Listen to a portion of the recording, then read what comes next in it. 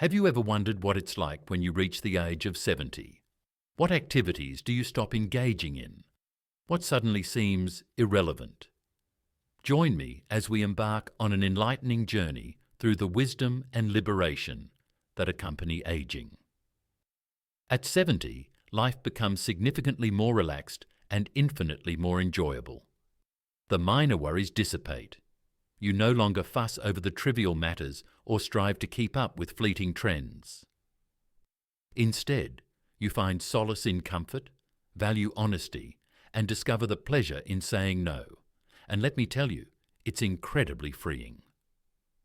In today's video, we delve into 6 activities that individuals over 70 have joyfully removed from their agendas.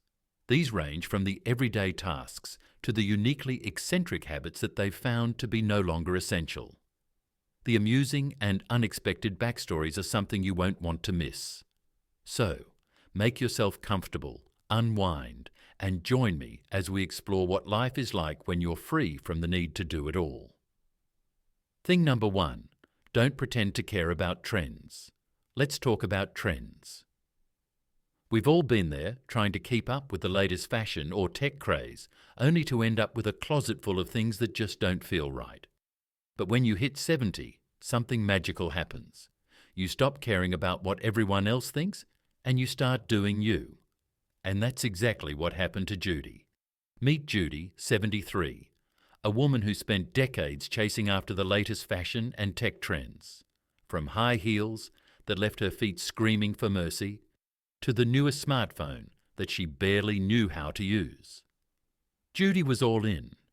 She even convinced herself that a pair of glittery stilettos was worth the pain. Until one day, something clicked. Judy woke up and realized that the best look isn't the one that's trending.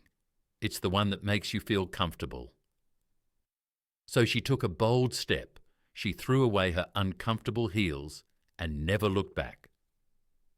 Now Judy's go-to outfit, a cozy sweater, stretchy pants, and, wait for it, fuzzy slippers. That's right, the woman who once spent hours scrolling through fashion blogs and making sure her outfits were on point, now spends her time embracing comfort and joy, no matter where she's going. And the best part? She doesn't feel one bit guilty about it. Thing number 2, don't need to say yes to every invitation. When you're young, there's a certain pressure to be everywhere, do everything, and say yes to every invitation that comes your way. But when you hit 70, that pressure magically disappears. You realize you don't have to go to every party, dinner, or gathering, and that's when the real fun begins. Take Fred, for example. Fred, 76, used to be the life of every party. If there was a social event happening, you could count on Fred to be there, making jokes, telling stories, and making sure everyone had a good time. He was the guy who would show up with a bottle of wine, crack open a cold one, and immediately take over the dance floor. But over time, Fred began to realize something. While all those parties were fun, they weren't really fulfilling. The small talk, the noise, the never-ending stream of appetizers, it started feeling like more of a chore than a joy. These days, Fred is the undisputed king of the thanks but no thanks club. If he gets invited to a party now, he doesn't hesitate to send his love and politely decline. Why? Because Fred has discovered the simple joy of staying home with a good book and his cats, Sir Whiskers. There's no small talk, no crowds, just peace and quiet. Fred doesn't have to pretend to be interested in the latest office gossip or put on a smile for another awkward conversation about the weather. Instead, he's curled up on his favourite armchair, reading about things that actually interest him while Sir Whiskers lounges nearby. It's bliss. Fred's new motto? The best parties are the ones you're not invited to. And let's be honest, who can argue with that? There's something so liberating about saying no without guilt. Instead of stressing about the social calendar, Fred now prioritizes what makes him happy, whether that's a quiet evening with his cat, binge-watching his favorite shows, or enjoying a solo dinner at his favorite restaurant. He's learned that time is precious, and it's okay to keep some of it to yourself. So the next time you get an invitation, remember Fred's wisdom. It's not about how many parties you attend, but about enjoying the ones that truly matter, starting with the one where you're at peace with yourself. Thing number 3. Don't need to follow a perfect routine. When you're younger, there's a certain pressure to stick to a perfect routine. Waking up at the crack of dawn, hitting the gym, meditating, having a healthy breakfast, and the list goes on. But when you hit 70, suddenly all that perfect routine stuff feels a lot less important. Gail is a prime example of this newfound freedom. Gail, 72, used to be the queen of routine. She would wake up every day at 5:30 a.m. sharp for a brisk walk, followed by an hour of yoga, a healthy smoothie, and a perfectly planned day. She was disciplined, organised, and thought that this regimented lifestyle was the key to staying youthful and energised. But one day, after a particularly grueling yoga session, Gail had an epiphany. Why was she pushing herself to fit into this rigid routine when, in reality, she could enjoy life a little more freely? That's when everything changed. Now, Gail's mornings are a far cry from the structured schedule she once adhered to. These days, she rolls out of bed around 10 a.m., slowly gets into her robe, and starts her day with absolutely no rush. She might have coffee, she might not. Who's counting? The idea of perfection went out the window, and she started listening to what her body really wanted. Sometimes that's a leisurely breakfast. Other times it's staying in her pajamas all day and catching up on her favourite shows. And honestly, she's never been happier. In fact, Gail has learned the important lesson that some mornings are better spent in pajamas. Why fight it? There's something so wonderfully liberating about waking up and deciding that today is a no agenda day.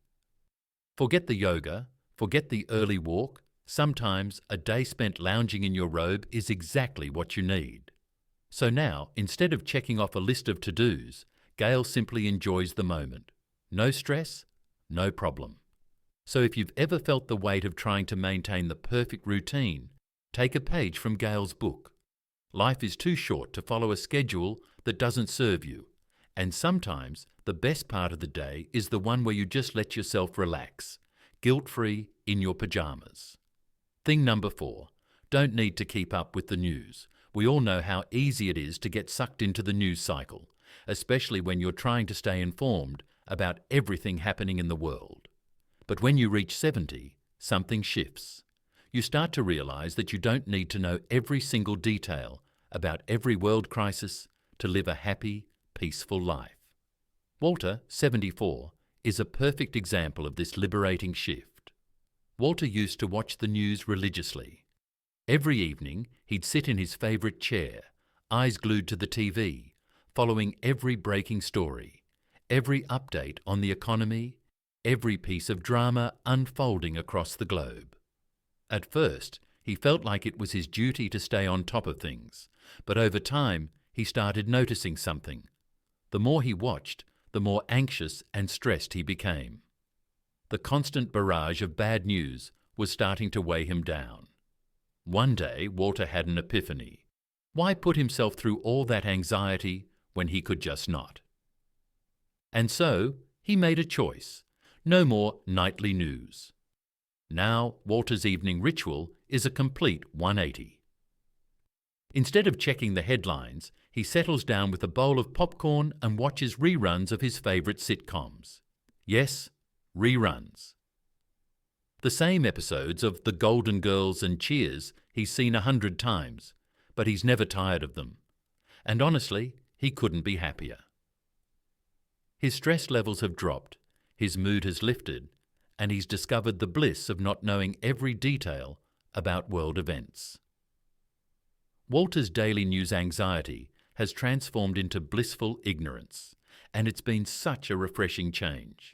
Sometimes Walter reflects on how much better his life is without the constant bombardment of negative news. He's not clueless, of course. He still knows the big stuff, but he's no longer letting it invade his peaceful evenings. As Walter says, I'd rather be laughing at Dorothy's sarcastic one-liners than worrying about the latest headline. And you know what? I think he's onto something. After all, life's too short to let the news dictate your happiness. Instead of stressing about what you can't control, why not enjoy a little more peace and laughter? Thing number 5. Don't need to be polite all the time. When you're younger, it seems like you have to be polite all the time, nodding and smiling through awkward conversations, making sure you never offend anyone, and constantly biting your tongue. But when you reach 70, you start to realize something. Politeness is overrated. Ethel, 77, learned this lesson the hard way, and now she's a proud member of the Say It Like It Is Club.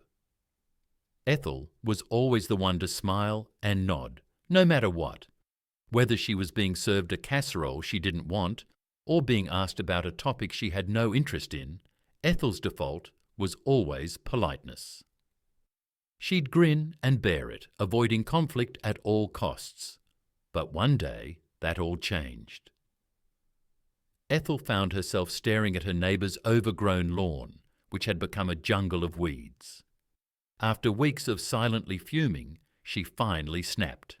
The next time she saw her neighbour, Ethel looked them square in the eye and said, "You know, you really should mow that lawn. It's starting to look like a safari out there." That was it. No more sugarcoating or pretending things were fine. Ethel had spoken her mind, and she was liberated. She hasn't looked back since. Now she's more honest than ever, and her family has learned to appreciate her candidness. Take, for example, the time her daughter-in-law brought over yet another casserole for dinner. Ethel smiled, but then politely told her, "I appreciate the effort, dear, but I really don't need another casserole. I've had enough of those to last me a lifetime." Her daughter-in-law was a little stunned, but you could tell she secretly admired Ethel's honesty. Ethel's newfound freedom to speak her truth has made her feel lighter and, honestly, a little more powerful.